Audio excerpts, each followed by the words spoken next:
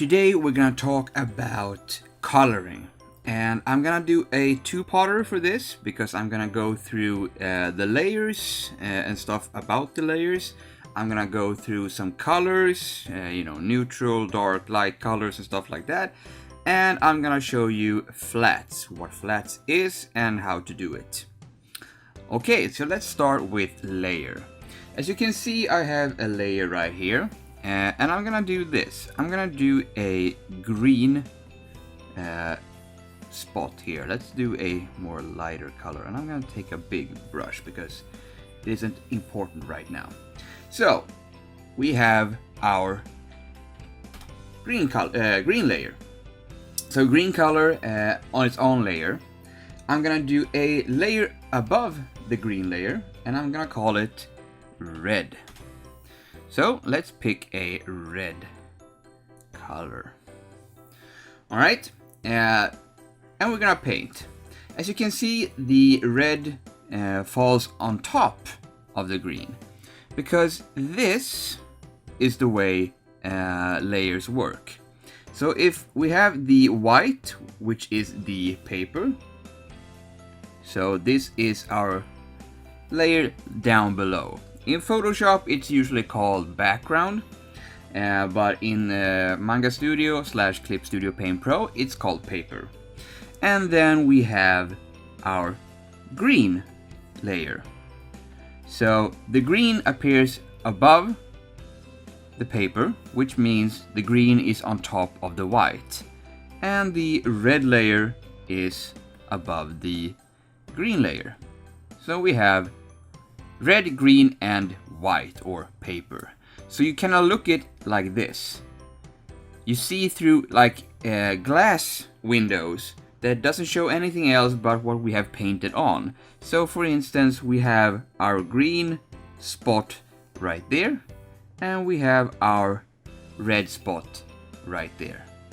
So when we look, we see this. Okay?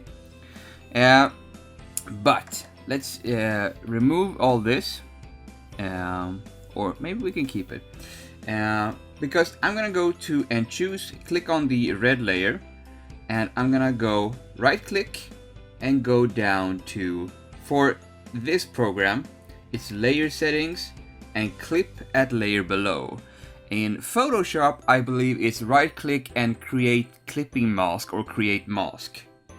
That way we get this. So what happened? Well, we told the red layer to only act upon the green area. So we have kind of locked it in. It can't go outside of the green. But if I go to the green, I pick my green here, and I go with a bigger brush out. And then you can see we can find the red dot, because now it's inside the green area. No, I pressed the wrong button, sorry. But as you can see, the red stays within. And this is very good when it comes to coloring, because once we have done an area, we don't want, to paint outside the lines. Therefore, we can do this. We can create an area where the color doesn't go outside, and that's what we're gonna do with flats. But just so you remember, we have the paper down below, the green and the red. Layers work in hierarchy. You have to have the thing that's gonna be on top.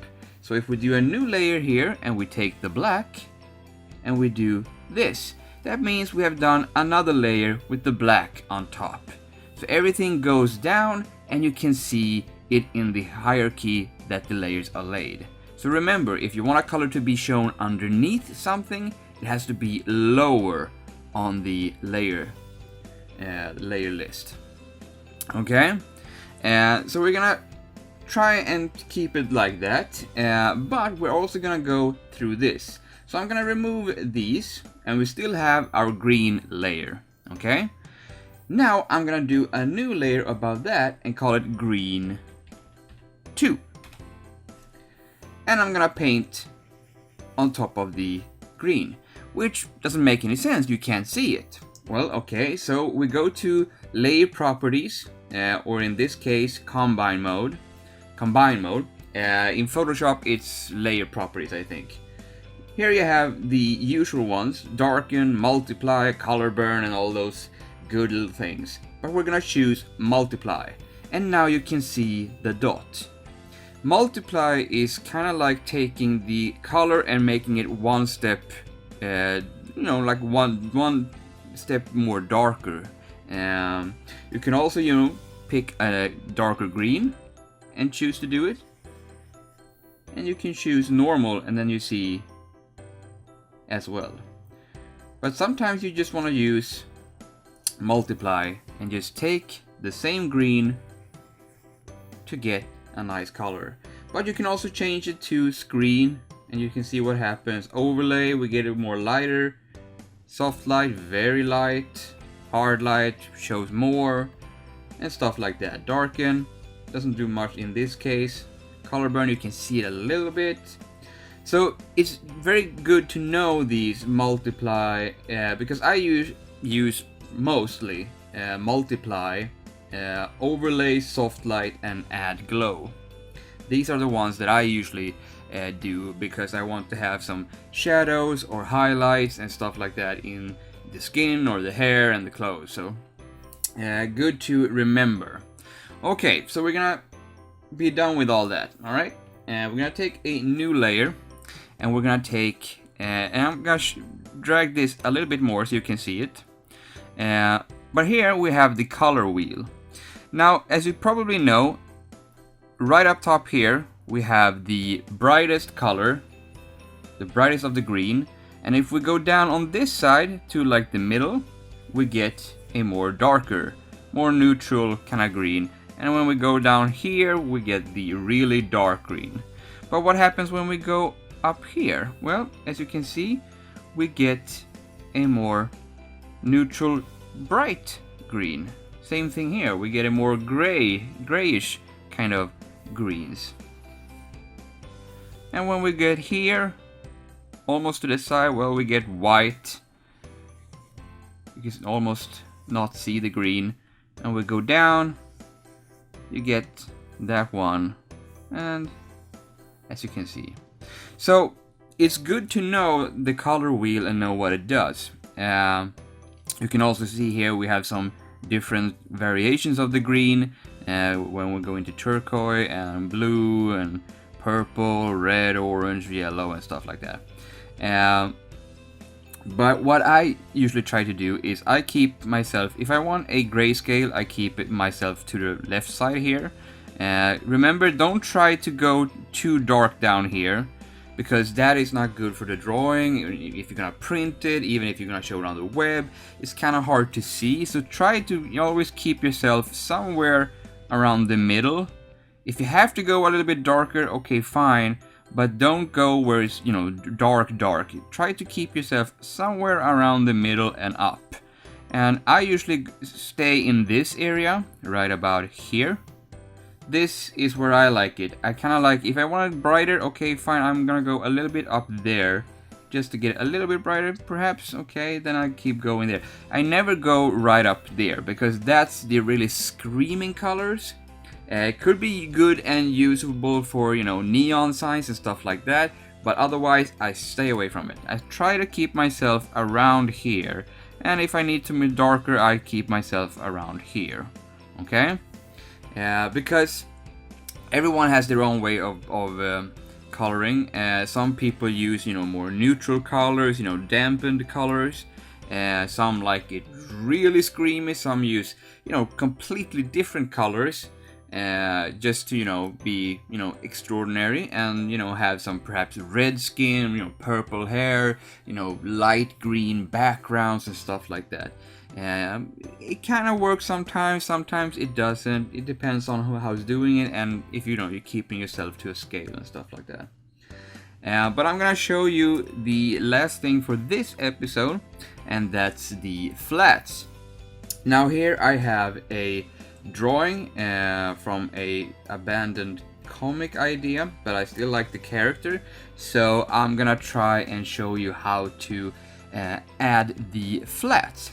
So what is the flats? Well, it's primarily the base color of the colorization of a character or a panel in this case. Usually it's kind of like this, where you have flatness or flattener. I think it's flattener it's called. Usually just, you know, color in, for instance, the green. You can do it like this. We're just gonna do a very quick version here. So for instance, this is the same. Oops. So we're gonna do like this and this. So per se, let's say this is the skin. So he chooses a color and goes boom, and chooses this, boom, and then he fixes the hair, perhaps in another color. It doesn't have to be the right colors, just so it, you know, shows different colors for the colorist. Sometimes the colorist does it himself, or herself, and you know, you get kind of like this with all the pictures, with the whole picture. So you get different colors that is just different from every area. So the eyes may be perhaps, you know, orange like this. Maybe the eye are like this. Because it doesn't matter what the color is, because just as the color is separated from everything, so you can see where, okay, here there's supposed to be another color. But that's not the way I do it. I have seen a lot of tutorials on the internet where it's, you know, they talk about flats and how it's hard to do and stuff like that, and I'm kind of surprised sometimes, but I'm not gonna be, you know, someone who judge. So I'm gonna do it like this. Okay, here is the character, no colors whatsoever. I have here underneath everything, I'm gonna do a layer that's called flats. Okay, I am gonna choose a skin color of sorts, because that's what I usually do. I pick the skin color because the skin is what I least want to draw in with the pen, because you're gonna have to do some adjustments afterwards. But oh, I forgot, I have to, there we go, hopefully there is, yes, okay. So I'm on the flats. I take my magic wand, and as you can see, I have refer other layers to select, which means it's gonna fill the lines. If you have lines that are not connected, you can always, you know, above the ink, you can always, you know, take a like a red, dark red or something, and just take a pen and close it off. Okay, you can just take a small, it doesn't have to be a thick line, just so it, you know, closes the gap, if you have any of those. Usually I don't have those because I like to close everything, but that's just me. Anyway, so we're gonna take the wand, refer other layers to select, because we know everything is closed off, but we have some things in here that we're gonna take care of later on. As you can see, we're gonna do this. We're gonna boom, click outside, and it chooses everything except the character. Everything is outside. But I want the holes here because there is no color to be here, so I pick those areas as well. Okay, so now we have everything outside the character selected. I'm gonna go to selection and invert selected area. Now this means it's gonna go out here as well. You could, you know, choose the skin color and click the bucket and just fill, but then you're gonna have this fill as well. Sometimes it's good because sometimes you don't have these, you know, barriers and stuff like that. But you can also just take a big pen and go like this and get everything colored. If you're uncertain, just click the paint bucket, but then, like I said, you're gonna have everything outside colored as well. Okay, but as you remember, it's a layer, so we can just go in and, you know, delete it if it bothers you.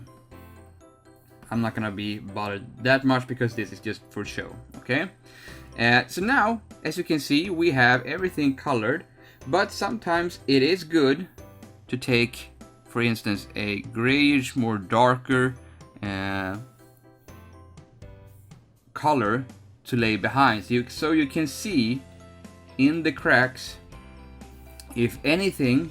As you can see here, we have some color. Oops. We have some color that needs to be taken care of. So we can go to flats, we can take the eraser and just go a little bit like that. And I just realized I forgot to say one thing about the wand and stuff like that. And that is, when I have the wand here, you can see I also have the area scaling. I have it up to 4, which means that if I choose something, it's gonna go 4 pixels inside of what I chose. So it's kind of scaling a little bit more than I chose, because I want it to be on top of the black line, because the color is underneath the ink. Remember the hierarchy. So we have the paper, we have the flats, and we have the ink. So the ink is over top, on top of the flats. So the flats is going to be underneath. That's why I want it to be more on top, because then I can get the colors to have the black lines as their border, so to speak. But also always remember scaling, area scaling. You can choose, because this is what I see many people, because I use anti-alias, which is what that means is that the pen I have, you can see it here, I have, this is no anti-aliasing, this is weak, and this is middle, which means that if I go here, why don't I have a pen? Okay, because this is so big. Here we go. So if I take this and take that, and as you see, you get a kind of smooth line here, but if we zoom in, you can see we get a lot of gray shit and stuff like that to make it like so. Okay? But if we take off, then you get this. And as you can see, we get no gray lines. You can change this to, different stuff. But as you can see, as soon as we put on anti-aliasing, we get some gray variations of black, which we don't get when we put it off. Now, some people say that you should work with no anti-aliasing, but I don't see the problem with it. You have to work in a kind of high scale, I work in 600 dpi, and as you can see, this is 100%. If you zoom out, okay, you get a crisp, clear kind of, version, but it doesn't need to be, that hard, so to speak. But that's also why I'm using the area scaling when it comes to, choosing and selecting stuff. I always have a bit of area scaling, so I can get, because my lines are usually more fat. But if it's kind of problem, you can always go in with a pen and do it yourself by hand.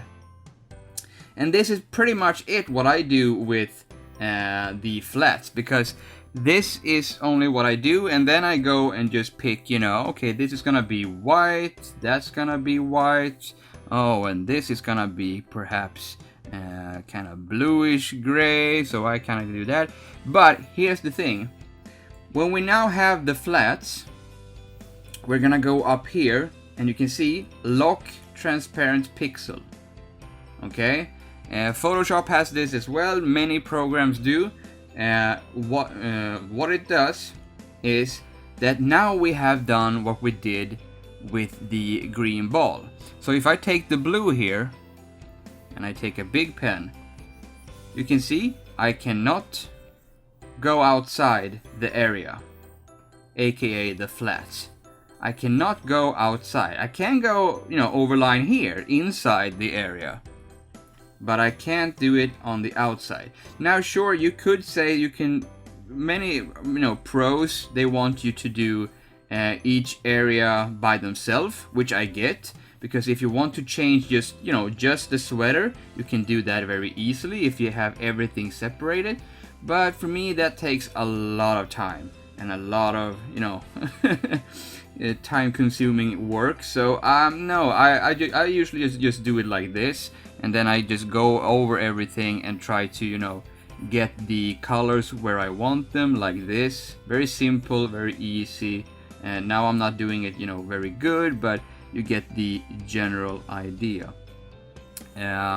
So I'm kind of like this, and then I'm maybe perhaps something on the tongue here and stuff like that. Maybe she has blue eyes, you know. And this is the flats for me, because later on I'm gonna go do the shadows, the highlights, you know, some skin variation and some effects and stuff like that. But that will be in the next tutorial video. So remember now, we have the hierarchy. Let's see here. We have the hierarchy in the layers. Remember to choose, for me I choose, you know, more brighter colors because my shadows are usually more darker, so I can get some, you know, good variations there. But remember the hierarchy. The lowest on the layer scale is the paper. It's the background, the white paper, as you can see. We can remove it, but then we get this, which is, you know, transparency. So white, then we have the green, then the red, and then the black. Okay? Remember that, you know, flats is the area. We can go back on this and just get the primary color that we had, like this.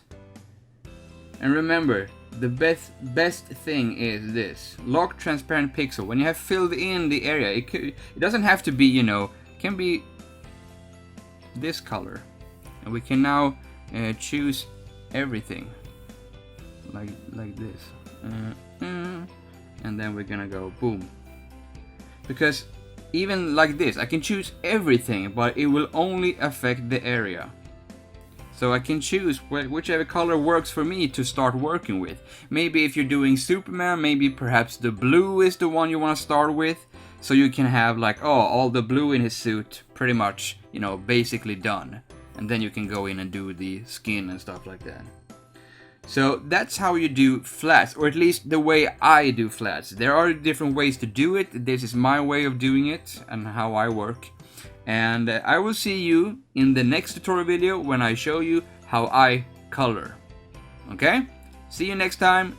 Bye.